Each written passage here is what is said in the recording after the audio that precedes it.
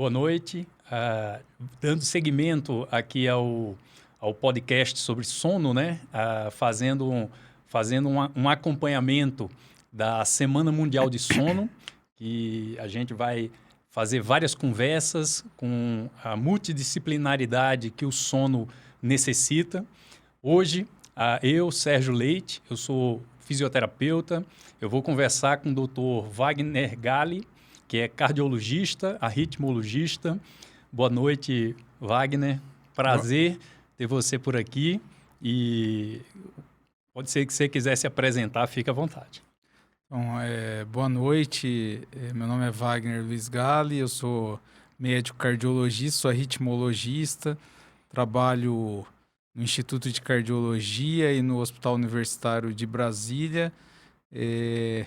E assim, o interesse por essa área do sono foi pela necessidade, né? Na minha área de arritmia tem uma inter-relação muito grande do sono com o desenvolvimento das arritmias. Então, é prazer estar aqui com o Sérgio para a gente conversar sobre isso. Bacana.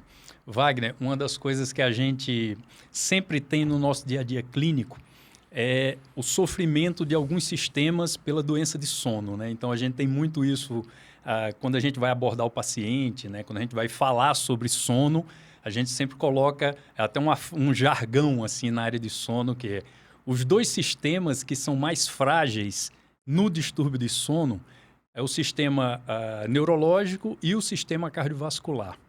Como se dá essa interação entre sono e coração? Como é que é essa inter-relação entre esses dois sistemas, assim, vamos dizer?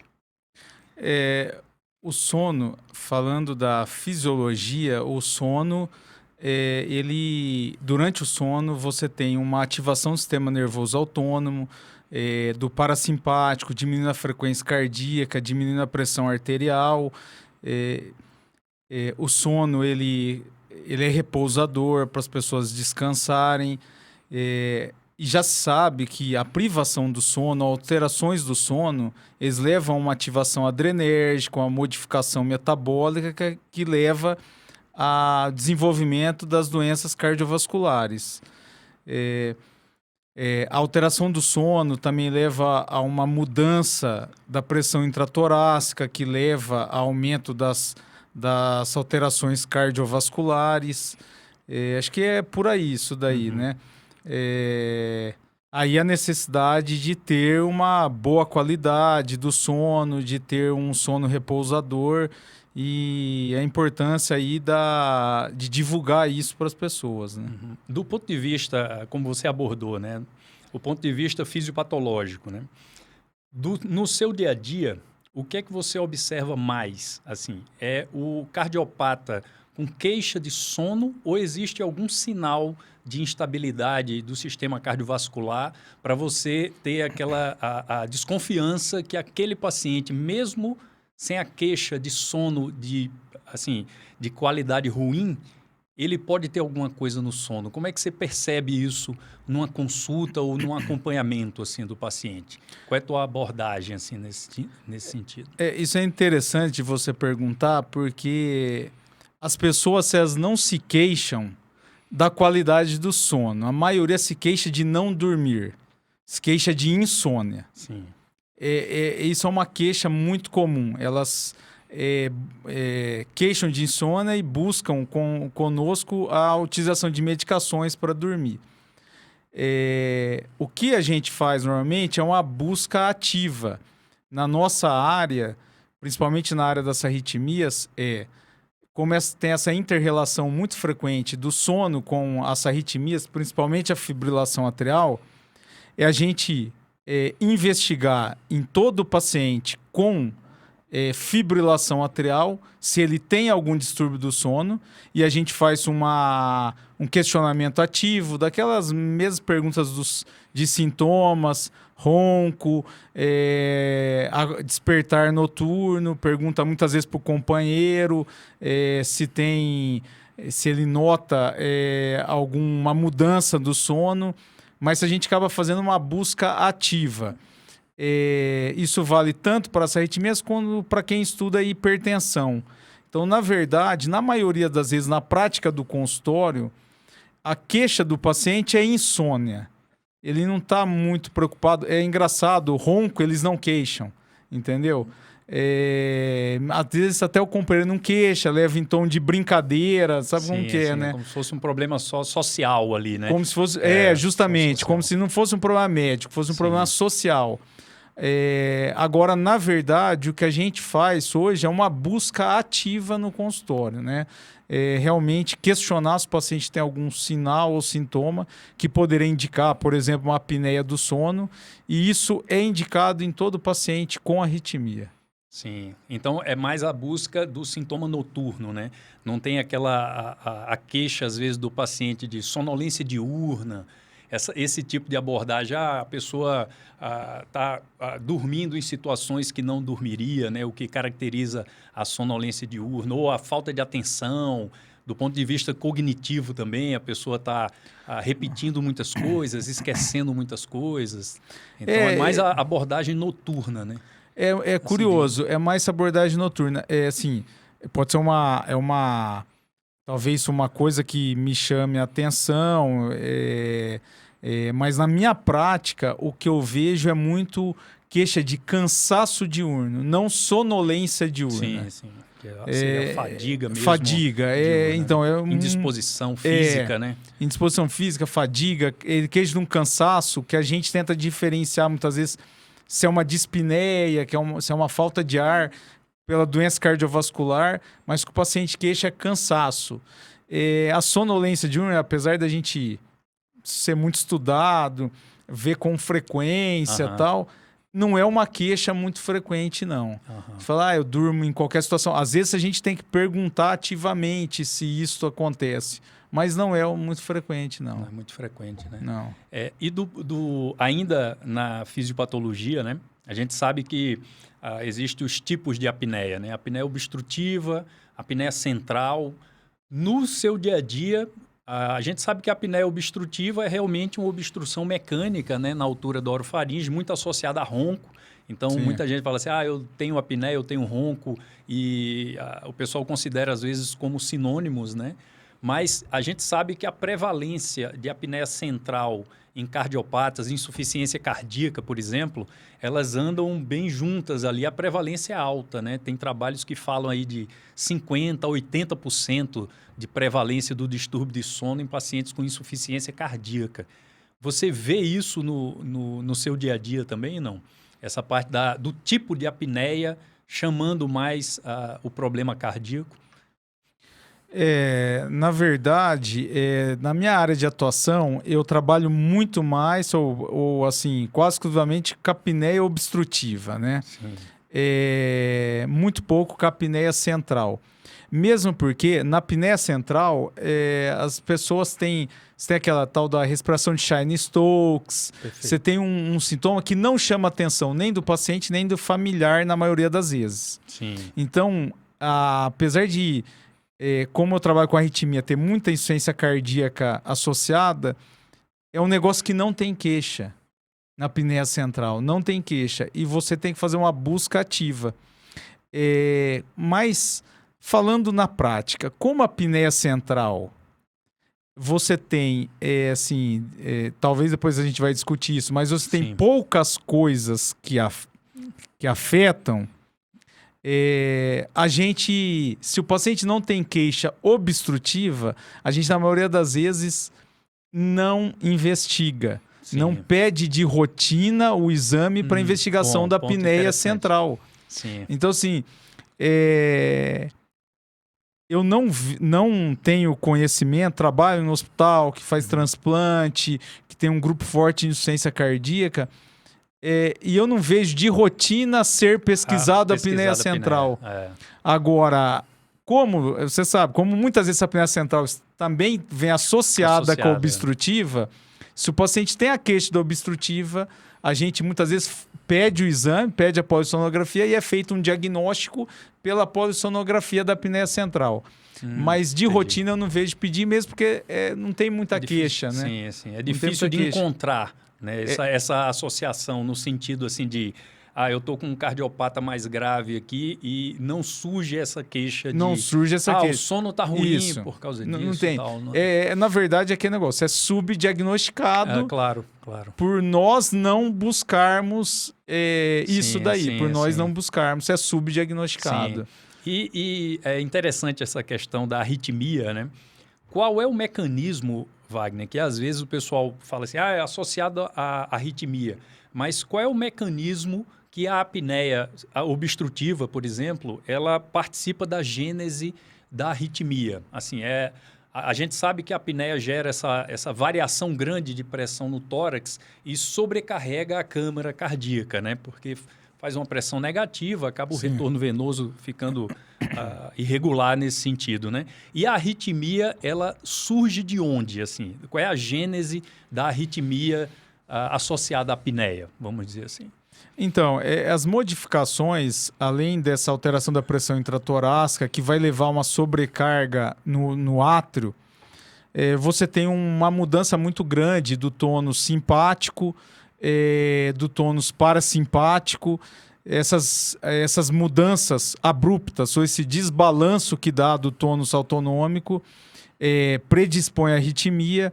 Você tem a própria hipoxemia que é gerada pela apneia também predispõe.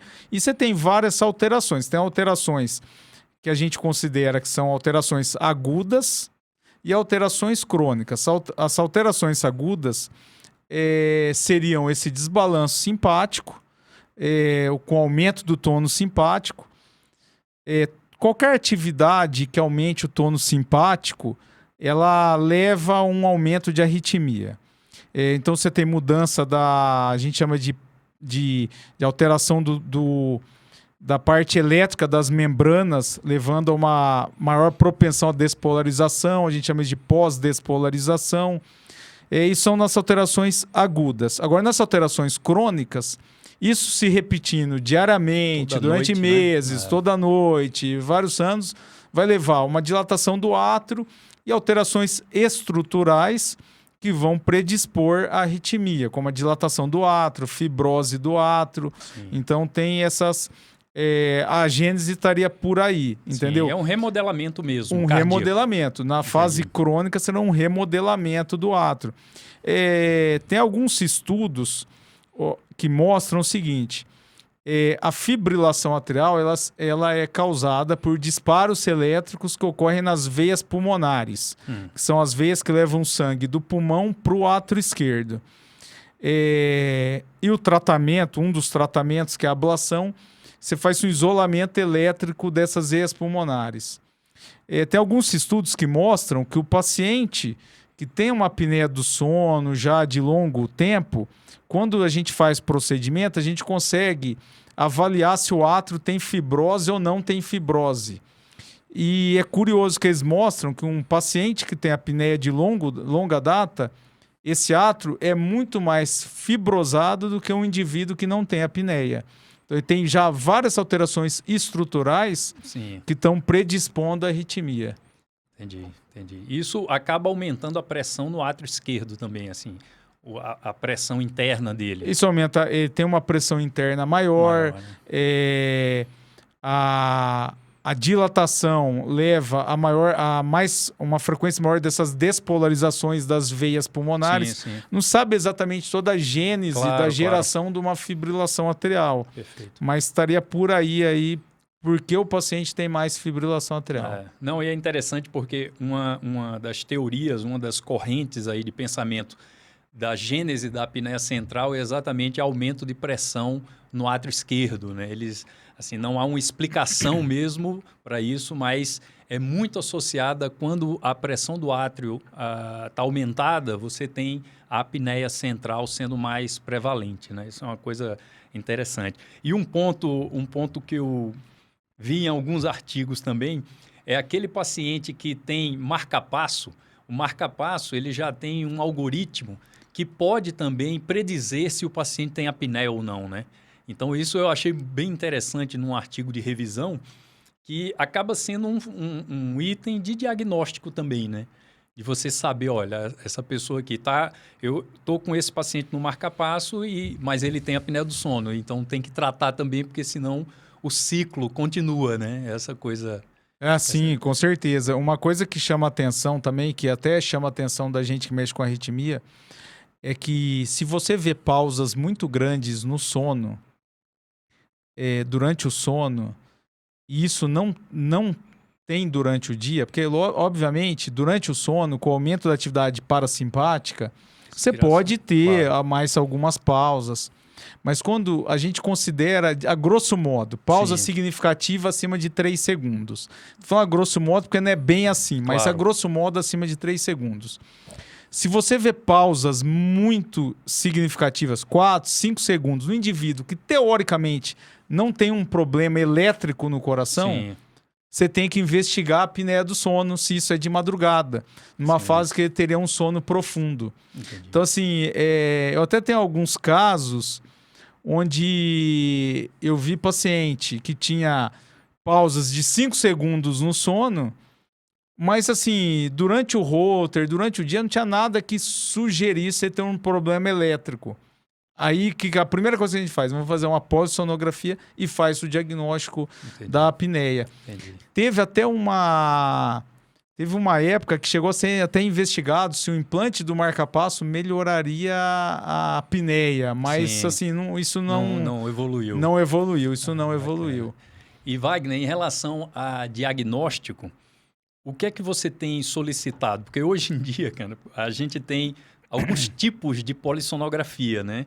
Desde a polissonografia mais simples, que é a tipo 4, que hoje é principalmente aqui no Brasil, a gente tem como uma forma de diagnóstico, até a tipo 1 e 2, que é aquela polissonografia completa, com eletrocardiograma, eletroencefalograma. Na tua rotina, principalmente, obviamente, do cardiopata, o que é que você tem pedido ou o que é que você sugere, inclusive, para as pessoas que, até, às vezes até médicos, que não trabalham diretamente com sono, mas falam, eu acho que essa pessoa precisa de um exame de sono, vamos ver o que é que está acontecendo. No seu dia a dia, como é que está isso, né, atualmente? Né? Porque tem evoluído bem esse negócio do diagnóstico, né, cara? Eu, assim, basicamente, eu sempre sempre peço a polissonografia completa. Sim. Eu me questionei muito a polissonografia depois do aquele oxissono. Sim. Que no último, Sim, né? no último. Que eu vi vários questionamentos sobre a polissonografia. Mas é um exame que, assim, consagrado, claro. É um exame que é coberto pelas operadoras. Então, assim, eu acho que basicamente, acho que é a polissonografia completa. O paciente que eu vejo que tem uma resistência a dormir numa clínica, a fazer fora, às vezes eu solicito uma polissonografia mais simples, a domiciliar, para facilitar. Mas, assim, na grande maioria das vezes eu solicito a polissonografia completa. E hoje é interessante porque a polissonografia tipo 2, que não é feita em laboratório, em hospital, ela é completa, feita em casa. Então, hoje você tem condição de fazer o eletroencefalo, eletrocardiograma no domicílio. Já tem empresas, clínicas que fazem, inclusive, só esse tipo de exame, né? Só o domiciliar. E como a gente viu, né? Existem, hoje em dia, os polígrafos com base de informação na nuvem, né? Então, isso se popularizou muito, né? Quer dizer, ficou um custo muito baixo para você ter esse recurso, mas, em compensação, tem que saber a aplicação, né? Porque, falando aqui em termos de apneia obstrutiva e apneia central, como é que você vai saber isso, né? A diferenciação disso num cardiopata, né? Então, às vezes, tem que realmente fazer aquela solicitação do exame, assim, que você realmente vai ter uma segurança para dizer, esse paciente tem esse distúrbio central, esse paciente tem esse distúrbio obstrutivo. E, dentro disso ainda, é feito o eletrocardiograma. Sim. E, assim, ele serve realmente para você triar aquele paciente que fez uma arritmia durante a noite, o eletrocardiograma da polissonografia, ou você acha que realmente aquilo ali é uma base, é uma estimativa, até porque o paciente ele fica à noite ali com 20 Sim. eletrodos, né? Enfim, é um exame de maior complexidade, né? Não, eu acho que assim, não, a gente usa muito pouco. A base desse eletro. A base desse eletro, a gente usa muito pouco. Eu acho que assim, ele... o que a gente quer ver é se tem apneia obstrutiva ou não. Sim, não, o diagnóstico de fluxo mesmo. De fluxo. Não o eletro, eu acho que ele ajuda muito pouco mesmo, porque assim, sabe, a arritmia é um negócio meio episódico. Então, assim, na maioria das vezes você não vai ter no dia da polissonografia. Então, assim, eu nunca vi um relato que nesse dia, durante a noite, apresentou... não sei se isso chama a atenção de quem está fazendo a polissonografia, né? Sim. Não sei se chama atenção no momento ali, chama mesmo. atenção.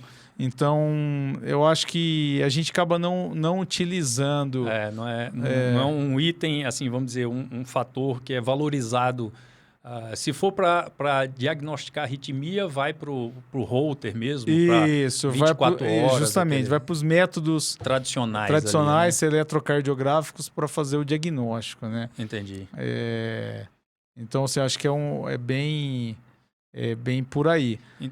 Eu até eu até conto uma história meio engraçada, que há uns anos atrás eu atendi uma senhora que tinha 1 ano de diagnóstico de fibrilação atrial. Sim. E quando ela foi no consultório, primeira consulta, não conhecia ela, tinha todo o perfil de apneia obstrutiva. E eu até pedi a polissonografia e passou assim uns 2, 3 meses, ela apareceu, tava ela com o filho, eu até brinco, tava com aquela cara de poucos amigos, né? Chegou no consultório e falou para mim, o senhor atendeu minha mãe, mas não pediu, o senhor não fez nada, tá com arritmia, não fez nada. Eu falei, não, mas eu pedi a polissonografia, eu preciso deste exame antes de eu tomar uma atitude, eu queria ver esse exame, porque se eu for reverter a arritmia, às vezes volta a arritmia por causa da apneia. Passa alguns meses, a paciente saiu do consultório, pegou o pedido de novo, voltou depois de alguns meses e trouxe um presente lá no consultório para mim. E falou, doutor, quero falar com você, eu tinha mais de ano com essa arritmia e agora eu tô sem arritmia.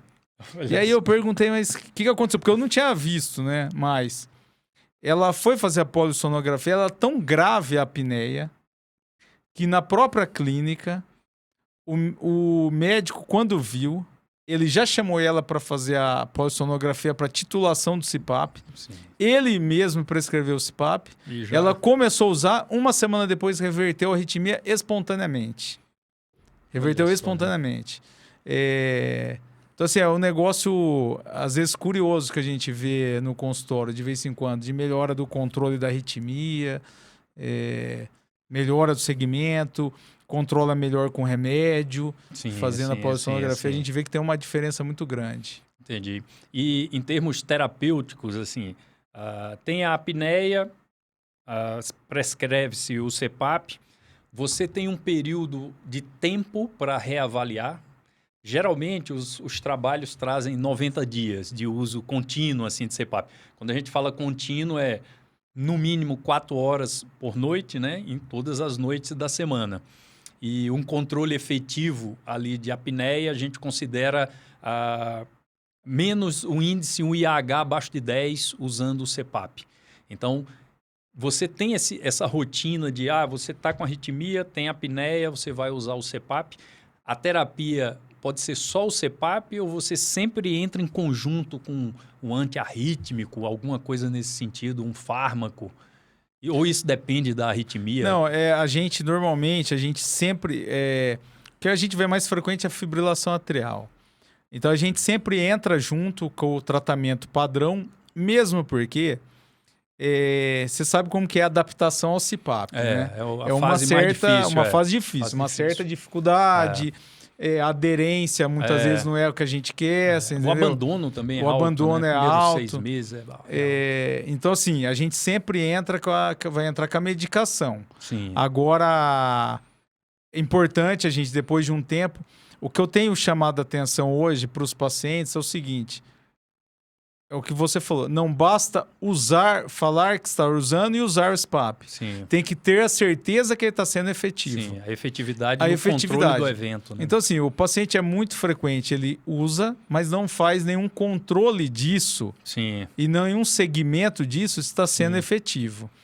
Teoricamente, se o paciente está utilizando, está sendo efetivo, com uns 3 meses é suficiente para a gente fazer uma avaliação do controle da arritmia com Holter, alguma coisa assim, entendeu? Perfeito. Mas o que eu chamo a atenção hoje para o paciente é o seguinte, não basta ele estar colocando, estar utilizando, mas ele fazer um controle para ver, ir na clínica onde ele adquiriu o CPAP, fazer uma leitura.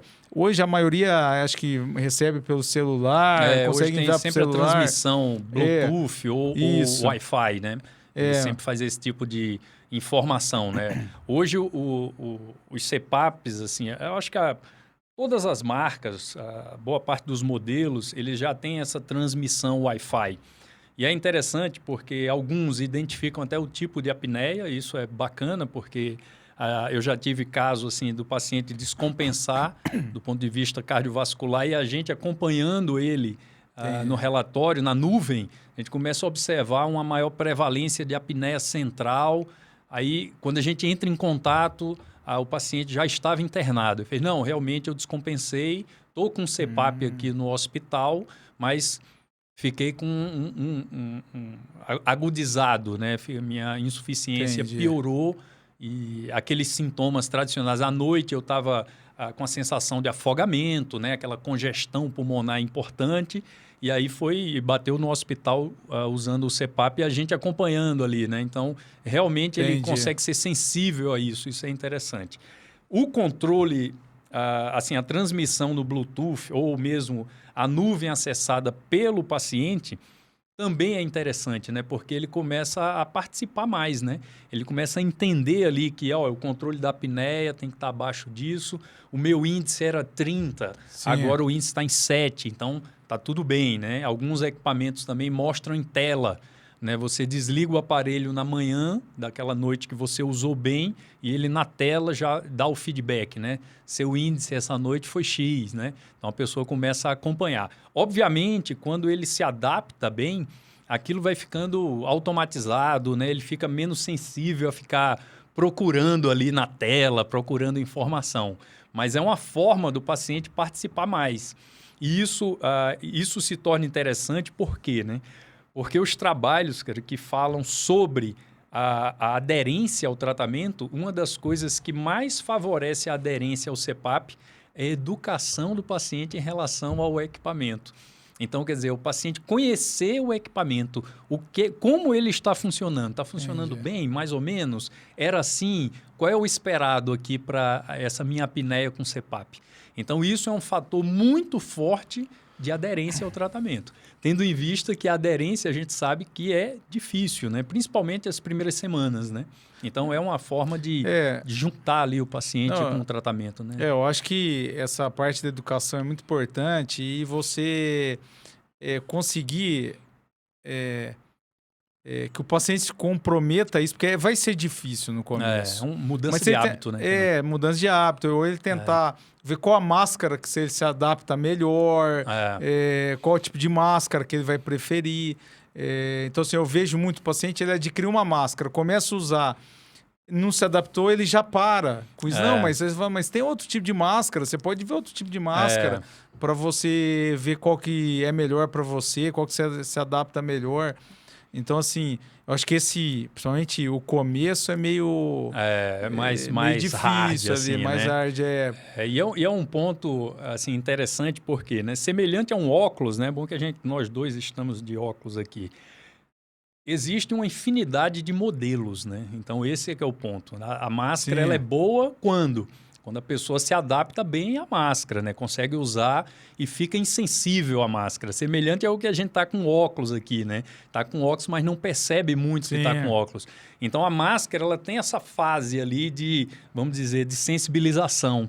Então, quando a gente aborda o paciente naquele primeiro dia, vai explicar tudo o que está acontecendo e o que vai acontecer ali à noite, como regular a máscara, a gente coloca exatamente isso. Olha, Essa primeira semana, você nem se preocupa com o CPAP, nem olha para ele. Sua missão da primeira semana é você aprender o manejo da máscara, né?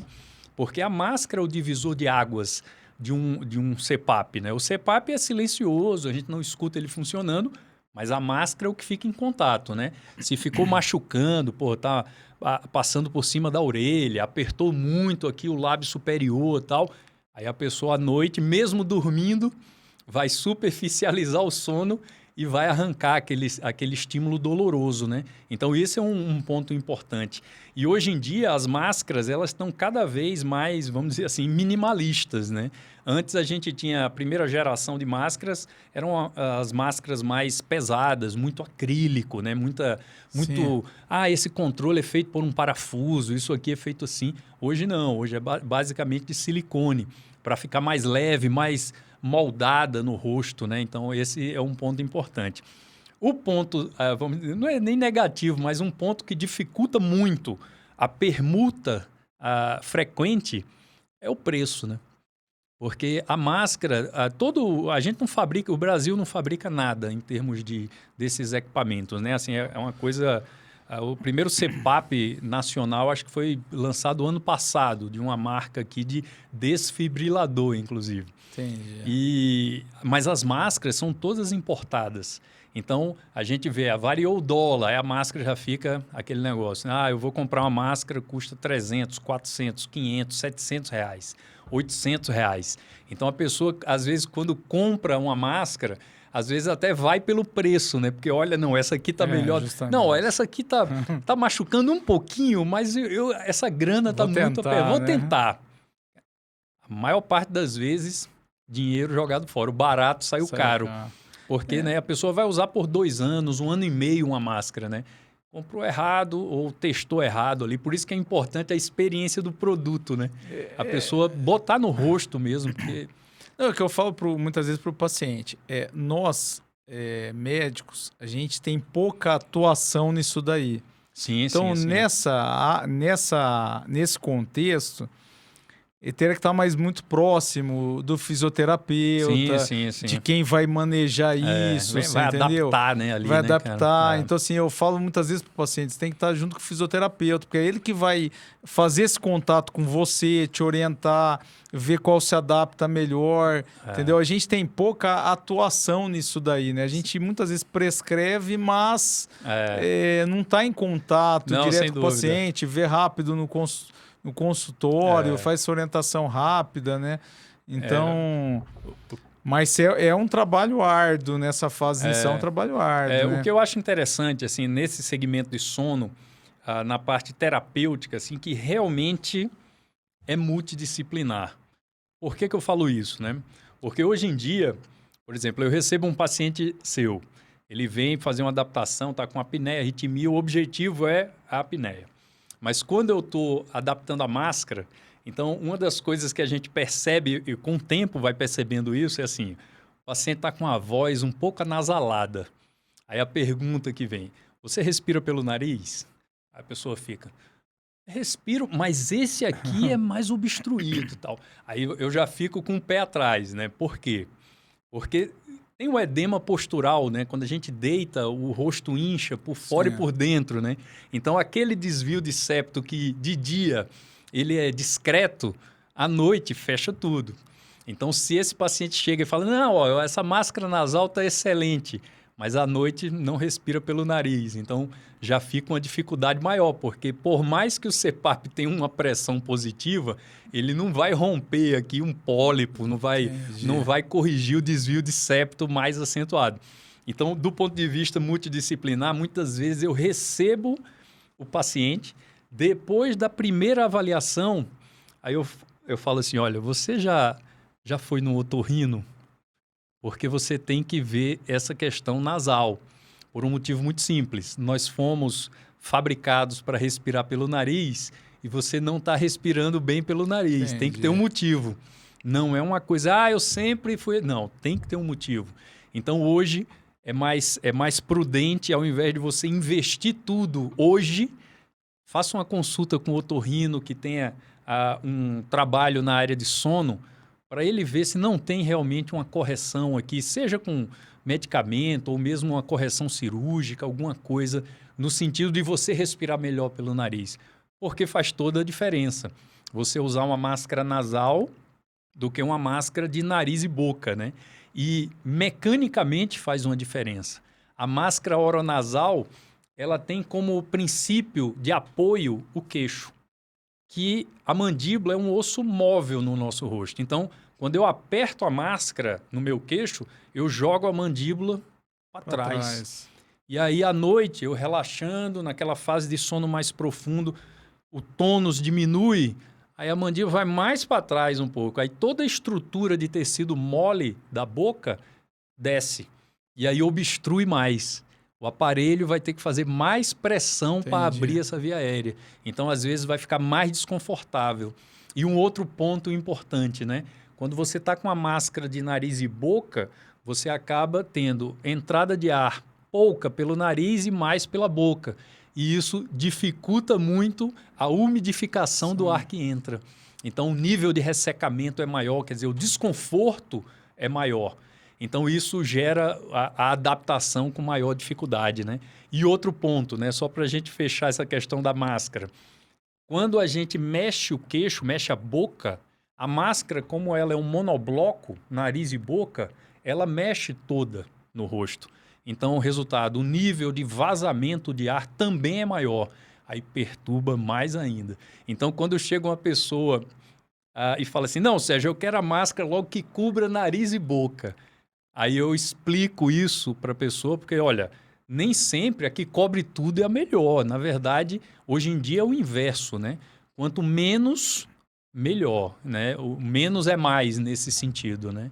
Então, esse é um ponto que a gente enfrenta e essa multidisciplinaridade do sono, ela está caminhando dessa forma mesmo. Chega o paciente, eu identifico alguma coisa e encaminho ele para a gente acertar o alvo de maneira mais precisa, né?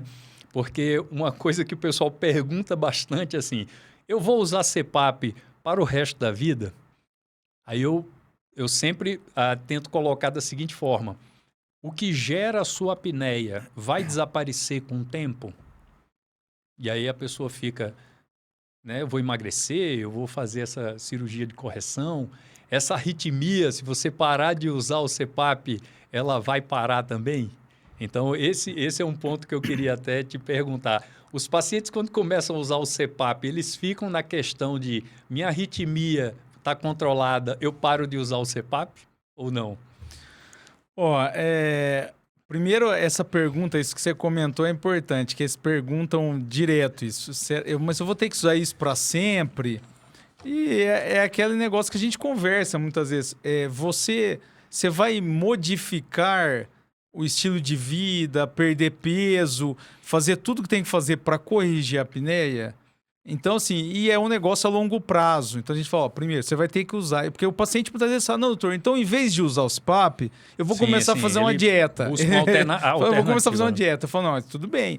Mas essa dieta é um negócio a longo prazo. Você vai precisar. Só que assim, você vai demorar meses para você perder. Então, você não vai ficar meses sem utilizar. Então, você vai utilizar o CPAP e, ao mesmo tempo, vai fazer a dieta. Mesmo porque a gente até não comentou, mas você sabe, aquele negócio da apneia do sono, altera a parte metabólica. Sim, sem dúvida. O perfil metabólico, você não dorme adequadamente, você tem mais fome, come mais. Então a gente fala, não, pera lá. Você pode modificar, sim, o que causa apneia, mas você vai começar a tratar a apneia. E o paciente, muitas vezes, ele questiona, né? Será que quando eu não precisar mais usar CPAP, o que se sabe hoje é o seguinte, é que quem tem a arritmia não é uma coisa só que vai causar arritmia. Então, a apneia é multifatorial. A apneia vai contribuir para o paciente ter arritmia, sim. Mas não vai ser o único fator causal. Então, o paciente fala, mas se eu vou usar, eu melhorei, eu posso parar? Não pode parar. é aquele negócio, você está usando, melhorou. Se você parar igual um remédio, Sim. parou, volta o problema. Tem um colesterol alto, tomei remédio, corrigiu, se eu parar o remédio, vai voltar. Sim. Já começa por aí. Sim. E não é só um fator. Então, não é só a correção da apneia que vai ser suficiente para resolver a arritmia. Entendi, né? Entendi. Então vai sempre ser esse questionamento no sentido de o que está causando mudou, você muda, mas se não mudou, vai ficar sempre presente esse problema, né? Vai ficar sempre presente o problema, então, sempre presente o problema. Provavelmente vai usar durante toda a vida, provavelmente durante toda a vida. A gente está falando aqueles casos onde a obesidade, a causa. Sim. Agora, assim, sem falar naquelas alterações, conformações faciais, retrognatia, aquelas outras alterações. Sim. Eu já cheguei a ter paciente que realmente ele falou, doutor, eu não vou usar o CPAP. Sim. E ele optou por fazer uma cirurgia ortognática e realmente, depois da cirurgia, ele refez a polissonografia, mas é um negócio bem drástico. Bem radical bem mesmo, radical, né? para poder não precisar utilizar, né? Então, assim, a grosso modo, a maioria vai continuar utilizando sempre, né? Mas você sempre tem esse questionamento, né? Sempre tem esse questionamento. A ortognática, assim, eu tenho alguns casos, mas pouquíssimos, né? Geralmente o pessoal mais jovem, né? Que se submete porque é muito cruenta, o pós-operatório mais delicado, né? Aí o pessoal de mais idade, assim, eles falam assim, não, entre essa cirurgia e o CPAP, eu vou pro CPAP, porque né, aqui o risco é muito grande, o custo-benefício não vale a pena, tal. Então, e hoje em dia também já tem os aparelhos intraorais, né, de repuxamento da mandíbula, né, para frente, né? Sim. Até vai ter um podcast aqui, já teve do pessoal da odontologia do sono que abordou, creio que basicamente isso, né? Que eles têm essa abordagem também, que é o aparelho intraoral, né? Que é como uma alternativa ali para a pessoa que, por exemplo, fala, eu não uso CPAP nunca, né? Eu prefiro ficar sem nada. Então, pelo menos coloco o aparelho intraoral ali para aliviar ou mesmo para resolver a apneia num sentido mais sem usar máscara, né? Isso é um ponto interessante. E Wagner, do ponto de vista da cardiologia, em que pé está a cardiologia na área de sono? Assim, eu sei que você trabalha mais com arritmia, mas do ponto de vista da cardiologia, você acha que os cardiologistas eles entraram de cabeça na área de sono? Assim, porque hoje em dia você tem exame de rotina. Eu vou falar como paciente, né? Todo ano eu faço meu check-up. Então, eu sempre faço um holter, faço um mapa. Então, hoje o cardiologista já é uma pessoa mais sensibilizada no ponto de vista de fazer essa busca ativa do paciente de sono?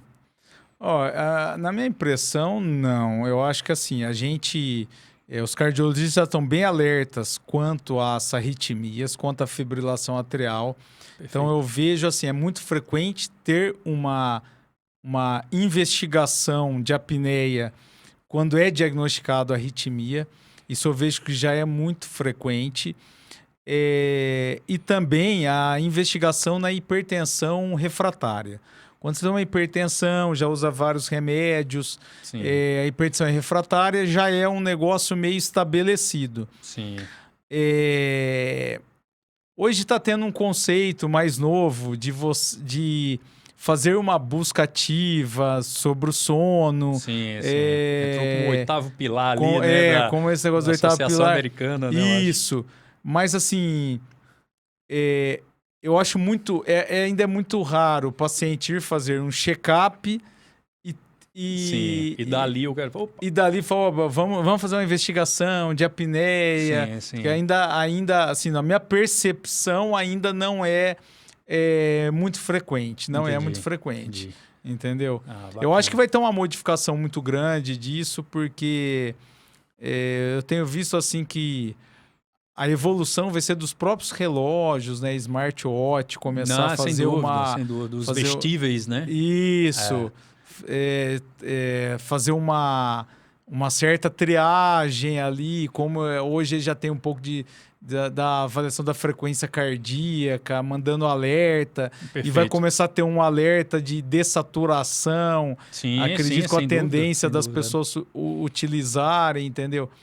Assim, mas não vejo, assim, do nada, assim, ter uma preocupação, entendeu? Com a apneia, fazer o diagnóstico. Ter uma preocupação com o sono, com a apneia, mas se realmente tiver alguma coisa que indique. Entendi. Entendeu? Tem que ter uma sinalização ali, via mapa ou via router, para você buscar. Ver, opa, aconteceu isso aqui à noite. O que está acontecendo à noite, né? Justamente. Eu acho que pode até surgir isso, né? A pressão arterial não teve a descida que tem que descer. Não, pô, isso aqui tem alguma coisa estranha aqui, né? Quando tem a tal ausência do descenso noturno no mapa, aí a gente fala, ó, tem alguma coisa aí de noite, vamos investigar uma apneia. Tem alguma... Não, eu recebo paciente assim, quem me mandou aqui foi o cardiologista. Aí eu fiz, não, mas como é que foi isso?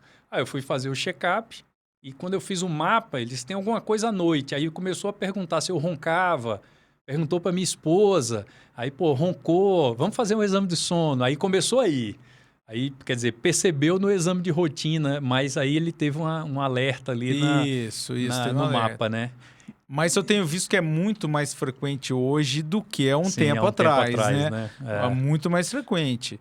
Hoje é raro o paciente que tem uma fibrilação atrial que não fez uma polissonografia. Sim. É raro o paciente que tem uma hipertensão, que com um número maior de remédios, que não fez uma polissonografia para investigar. Hoje é mais raro, né? A nossa maior dificuldade é ainda convencer o paciente a fazer a polissonografia. Sim. Que ele ainda tem uma resistência no exame, entendeu? E ter o alcance do exame para todo mundo. Porque assim, tem muitas pessoas que a gente vê que há necessidade de se fazer a polissonografia, mas não tem o alcance, tem a possibilidade de fazer a polissonografia. E quando a gente olha alguns dados epidemiológicos, é uma coisa chocante assim, em termos de pessoas não diagnosticadas, né? O Brasil, ele se coloca em terceiro lugar, em terceiro país, com maior prevalência de apneia moderada a grave. Só perde para a China e os Estados Unidos. Então, quer dizer, a população aqui realmente tem uma prevalência maior, mas os meios de diagnóstico ainda são, assim, fazendo uma comparação, são precários nesse sentido, né? A gente vê que, assim, na área pública é horrível. Na área privada ainda tem pouco, por isso que surgiu até o equipamento do Geraldo Lorenzi, né? Que é o Biologix. Isso. Ele fala, o discurso dele a gente tem que popularizar realmente o diagnóstico, né? Existe a indicação aqui desse tipo de equipamento, mas o mais grave é não ter o diagnóstico, né? O mais grave é não ter o acesso ali, a pessoa não conseguir fazer porque a clínica não tem o atendimento, isso aqui é muito caro e tal, né? Então, esse é um ponto. E voltando um pouco no que você falou dos vestíveis, né? Em 2023, a gente teve o primeiro smartwatch, que era um equipamento da Samsung, reconhecido e validado pelo FDA, né, americano, né, Anvisa americana. Ele realmente considera esse smartwatch como um monitor de sono para diagnóstico, né, para você perceber o problema ali e realmente fiel ao que está acontecendo. Então, acho que é uma tendência muito grande, né, desses smartwatches. A gente vê trabalho no PubMed em relação aos vestíveis, né, e eles estão a passos largos, né, porque qual será... Se der tudo errado, pelo menos chamou a atenção da população geral em relação eu estou avaliando meu sono, né? Hoje eu tenho vários pacientes assim que falam, olha, eu não dormi bem não, ó. Aqui o sono profundo, tal, não foi bom, ronquei, né? E às vezes quando a gente vai fazer um exame domiciliar e o paciente ele pega o relógio dele e compara, né? Deixa eu ver se está batendo aqui, meu relógio disse isso, hein? Querendo ou não, chamou muito a atenção, é acessível, né? Às vezes você tem equipamento que era do AliExpress e ele está funcionando ali, bate com o que está acontecendo, né? Obviamente, a gente não tem esse reconhecimento ainda pela Anvisa, né? De nenhum smartwatch aqui, Mas fora já está acontecendo isso, né? Para popularizar o diagnóstico, tem que ter um diagnóstico mais fácil. Mais fácil, né? Tem que ter um diagnóstico mais fácil. É difícil você popularizar o diagnóstico com um método diagnóstico que ainda é mais difícil e tal. Eu até tenho uma coisa curiosa. No passado, a paciente veio trazer um resultado de uma polissonografia que eu havia pedido. Aí tinha feito a polissonografia, tinha sido pedido em 2018. Olha só. Trouxe ano passado. Doutor, consegui o exame este ano, 2024. Aí foi olhar o resultado, apneia do sono grave. Agora eu vou pedir o CPAP para titular. Nossa, vou pedir a polissonografia para titular o CPAP. Eu falei, quantos anos vai ser agora? Né? Então, assim, tem que facilitar o diagnóstico. Né? Esse é um ponto interessantíssimo. No ano de 2023, aconteceu o Congresso Mundial de Sono no Rio, né? E eu participei, achei muito bacana. A grande evolução na área foi em relação ao diagnóstico, né? Os países desenvolvidos, eles estão um passo bem à frente, né? No sentido de até a polissonografia completa com eletroencefalograma é feita na nuvem, assim. A informação vai para a nuvem. Então, o paciente recebe um kit ali que monta o eletrodo, poucos eletrodos ali, bota no coração, bota um mentoniano, o oxímetro e faz o exame em casa 2 dias seguidos, tal. Depois tira tudo, alguns eletrodos descartáveis. Então, o grande salto, eu acho, na área de sono é realmente o diagnóstico chegar mais rápido, né? O ano passado, eu acompanhei algumas publicações chinesas falando sobre o diagnóstico feito por inteligência artificial. E lá na China, obviamente, a população muito maior, né? Assim, a gigantesca população chinesa, e eles também enfrentando muita dificuldade para diagnóstico. Então, a inteligência artificial para eles encaixou como uma luva para o diagnóstico sem o exame em laboratório. Então, tem muito... eu vi alguns trabalhos onde a acurácia ali do robô fazendo o diagnóstico, a pessoa responde algumas perguntas, manda medida aqui do pescoço, né, da circunferência do pescoço, e ele com a acurácia ali, uma curva ROC de 98, 96, assim, as inteligências dando um diagnóstico de uma forma mais rápida, assim, falando, esse aqui tem apneia, esse aqui não tem apneia, e batendo muito com os exames tradicionais. Isso é uma coisa que eu acho que a gente vai passar por isso, né? Não tem como regredir essa questão tecnológica, mas é uma coisa que já está acontecendo, né? Isso é um ponto interessante. É que, assim, na verdade, a gente muitas vezes não preocupa muito com a... não faz essa discussão sobre o custo-benefício. Se eu tratar a apneia, quanto que eu vou economizar nos outros problemas? Sim. No tratamento da hipertensão, num AVC. É uma bola de neve, né? A gente não preocupa, não tem essa preocupação, né? Essa quantificação essa ali, quantificação, assim, se eu tratar a apneia, o que eu vou ganhar em termos de futuro, de custo desse paciente. E não tem essa essa preocupação, né? Principalmente no médio, longo, né? Não tem esse médio, pensamento no longo prazo ali, né? Quer dizer, o gestor de saúde, ele tem que ter essa visão, né? Porque fala assim, se isso aqui piora a condição cardiovascular, a condição neurológica, essa pessoa pode desenvolver demência precocemente e tal. Então, quer dizer, o prejuízo ali na frente é para o sistema inteiro, né? Vai ser muito maior, então a gente precisa tratar isso antes, entendeu?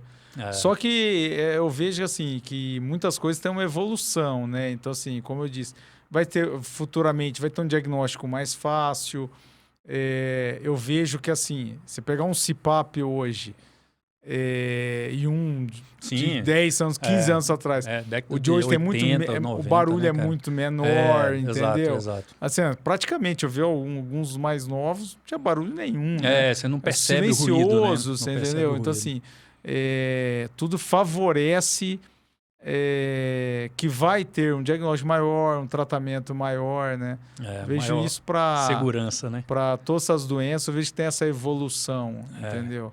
Wagner, e a gente está caminhando para o final aqui da nossa conversa. Você vê, né? A gente fez a programação, mas acaba não seguindo, usando né? nada. Mas é bom o papo assim mais espontâneo, porque a gente vai trazendo temas do dia a dia, né? O que a gente tem de experiência. E, assim, agradeço muito a tua presença aqui. Realmente, quando eu conversei com o Paulo Marcílio, né? Eu falei, não, Paulo, vamos trazer agora um cardiologista especialista em arritmia, que é uma forma também de a gente dar informação, seja para a pessoa que já trabalha em sono, para a pessoa leiga, para o paciente, né, que isso é importante também, ele entender essas coisas. Agradeço demais a sua presença aqui no podcast da ABS. Tá joia? Se quiser falar alguma coisa, fique à vontade, Wagner. Não, eu que agradeço aí o convite e tal. Achei assim muito bom para participar. Aprendi muito com vocês, né, no ano passado. E reforçando, né, a necessidade da gente ter uma proximidade com vocês, porque a gente faz nossa especialidade e quem dá um apoio grande mesmo são vocês, né? Então, assim, continuar te incomodando aí sem quando problema. Você já me salvou de várias ali, né? Me ajudou bastante. Então, assim, continuar te incomodando quando precisar. Sem problema. Muito obrigado. Valeu. Obrigado, Sérgio.